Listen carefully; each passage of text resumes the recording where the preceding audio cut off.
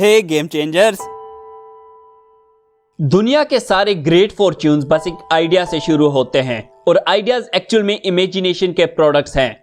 एक book publisher को एक शॉकिंग फैक्ट का पता चला कि ज्यादातर लोग बस सिर्फ बुक्स के टाइटल्स और फ्रंट कवर्स देखकर ही बुक्स खरीदते हैं। तो उसने अपने इमेजिनेशन के पावर को यूज किया।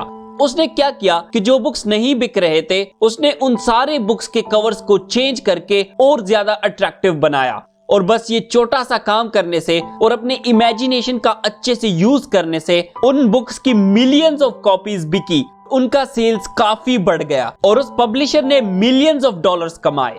यही है इमेजिनेशन की पावर।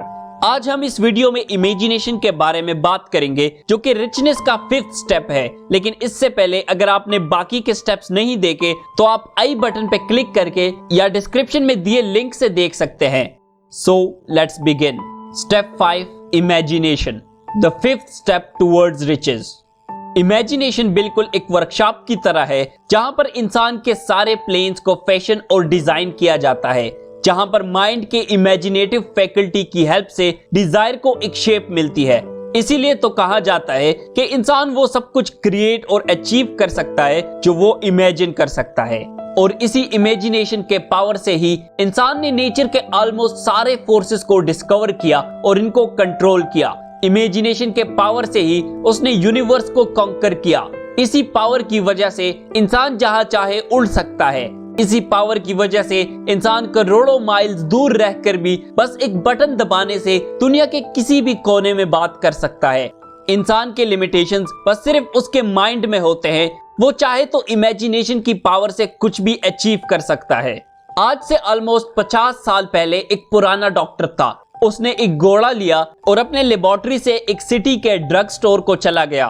वो चुपके से पीछे वाले डोर से अंदर गया और ड्रग क्लर्क से बात करने लगा। कई घंटों की डिस्कशन के बाद डॉक्टर उठकर बाहर चला गया और अपने घोड़े से एक बड़ा सा कैटल और एक लकड़ी का पैडल उठाकर अंदर ले आया और क्लर्क को दे दिया। क्लर्क ने इसके बदले में अपनी पूरी जिंदगी की सारी कमाई उस डॉक्टर को दे दी, जो कि ऑलमोस्ट $500 थी। उसके बाद डॉक्टर ने अपने पॉकेट से एक छोटा सा पर्चा निकाला जिस पर कुछ सीक्रेट फॉर्मूला लिखा हुआ था और इसे क्लर्क को दे दिया। और इसके बाद डॉक्टर वापस घोड़े पे सवार होकर वहां से चला गया।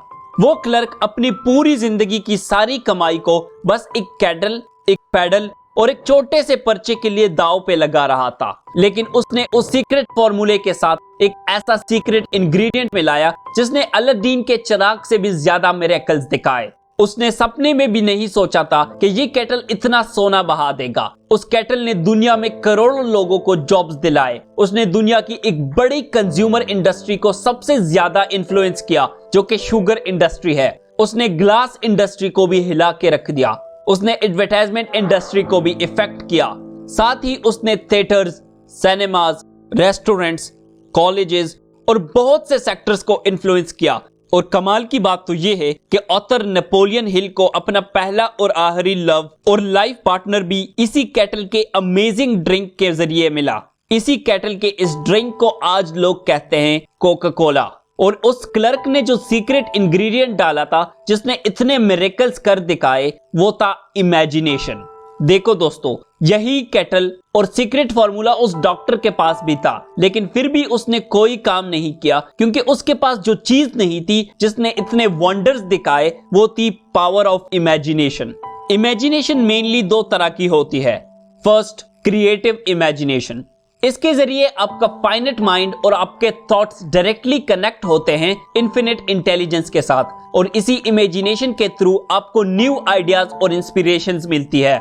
ये इमेजिनेशन ऑटोमेटिक काम करती है, लेकिन ये सिर्फ उस वक्त काम करती है जब आपका कॉन्शियस माइंड बहुत ही ज्यादा रैपिडली वाइब्रेट करने लगता है। मतलब कि जब आपका कॉन्शियस माइंड एक स्ट्रॉन्ग डिजायर और इमोशन के थ्रू स्टिमुलेट हो जाता है। लेकिन कमाल की बात तो ये है कि जितना ज्यादा आप क्रिएटिव इमेजिनेशन को यूज करोगे, उतना ही ज्यादा आपका क्रिएटिव माइंड बढ़ेगा। दुनिया के great leaders, businessman, financial experts, artists, musicians, writers और पोएट्स इतने ग्रेट और क्रिएटिव इसलिए बने क्योंकि वो अपने क्रिएटिव इमेजिनेशन का यूज करके अपने क्रिएटिव माइंड को डेवलप करते हैं। जिस तरह एक मसल को ज्यादा जोर देने और ज्यादा यूज करने से वो मसल बढ़ती है, बिल्कुल इसी तरह आपका क्रिएटिव माइंड भी बढ़ता है क्रिएटिव इमेजिनेशन को यूज करने से। Second, synthetic imagination. इसके जरिए आप ओल्ड कॉन्सेप्ट्स, आइडियाज और प्लेन्स को अरेंज करके न्यू कॉम्बिनेशंस बनाते हो। ये बस उन एक्सपीरियंसेस, एजुकेशन और ऑब्जर्वेशंस पर काम करता है जो आपके माइंड को पहले से फीड किया होता है। अब ग्रेट वेल्थ को एक्युमुलेट करने के लिए आपको ज्यादातर सिंथेटिक इमेजिनेशन ही यूज करना होगा, एक्सेप्ट कुछ फ्यू कम केसेस के जहां पे आपको क्रिएटिव इमेजिनेशन ही चाहिए होगा। इसीलिए आपको ज्यादा फोकस सिंथेटिक इमेजिनेशन पर ही देना चाहिए, क्योंकि यही आपको रिच बनाएगी।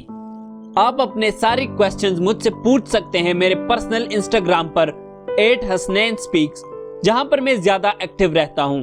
हम सब साथ मिलकर एक दूसरे की हेल्प करेंगे और एक दूसरे को ग्रो करेंगे। And as always, thank you so much for watching.